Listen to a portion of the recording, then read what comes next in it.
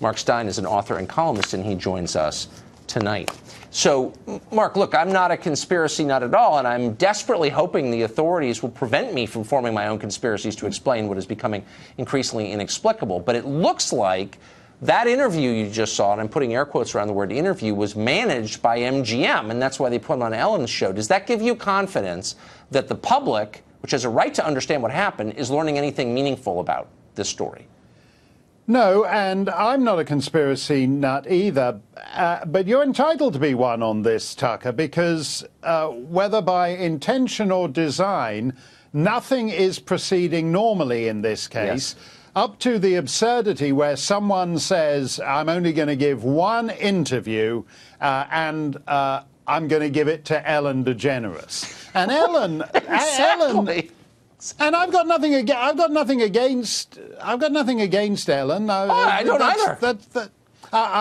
But it seems very a weird choice. And as you say, she manages to say, well, you are a true hero because by getting shot in the leg, you saved so many lives. That's not what happened. That was the old narrative. Exactly. The old narrative was that he interrupted the gunfire, took a shot in the leg, and brought the massacre to a halt. And then the sheriff said, oh, no, sorry, is that what I said? No, absolutely sorry, I got things the wrong way round. Actually, Mr. Campos got there before the mass shooting started, and then apparently the shooter took, between shooting Mr. Campos in the leg, there was then a 6-minute delay before he started massacring everybody, during which time he had a nice cup of tea or called down to room service or whatever he did. And then the hotel said, no, that's not what happened. There's a third timeline, and then everybody does the obvious and says, well, why don't we ask Mr. Campos what happened? And then they say suddenly, oh, no, he's disappeared. He's gone now. He's off the scene. No one's seen him for a week. And then he comes back and he's on the Ellen DeGeneres show.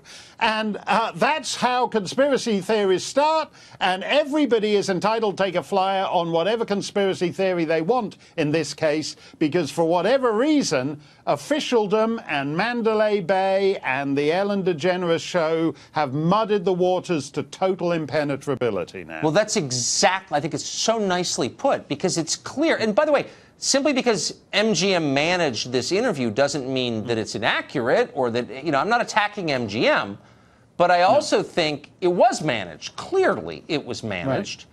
Right. And so and they're under a ton of legal pressure because the usual ambulance chasers are circling the hotel looking for payouts. And so that suggests that, he's under a lot of pressure to give a specific storyline that may not be that useful in understanding what actually happened.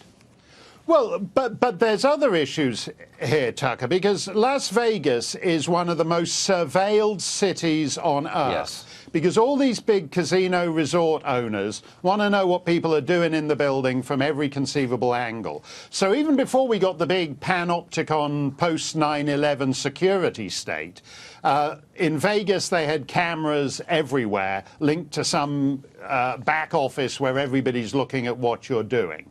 And what's interesting to me is that if, say, there's some terrorist thing that goes on in London or Paris or Brussels or wherever, within a couple take the Brussels airport bombing is a very good thing. These guys pull some stunt at the Brussels airport, kill a bunch of people. Within 24 hours, you've got the closed-circuit television picture showing the killer moving through the airport concourse. Here, Mandalay Bay has not released any footage, any shots of this guy. The couple of pictures, even of the hotel room door, are actually extremely limited. If 200 rounds did indeed come through this door, that must be the best built hotel room door in the history of hotel rooms. That's exactly right.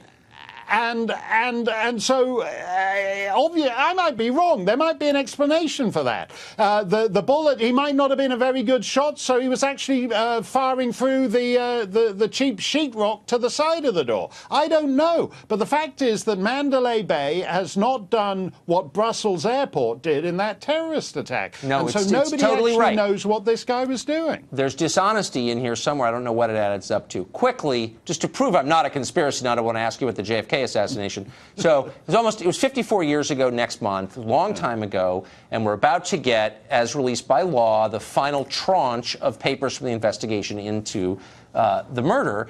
The CIA is apparently arguing those papers should be held for another 25 years, which would bring the total up to almost 80 years that they're under wrap from public view. Right. What could be the justification for that? No, and again, you're entitled to be a conspiracy nut on this one, too, and it makes you wonder when Donald Trump, in one of his more inventive moves, placed Ted Cruz's father on the grassy knoll that day in the late stages of the presidential primary campaign. Makes you wonder, well, it seemed a little crazy at the time, but now you look at the fact that they're trying to sit on this stuff for another...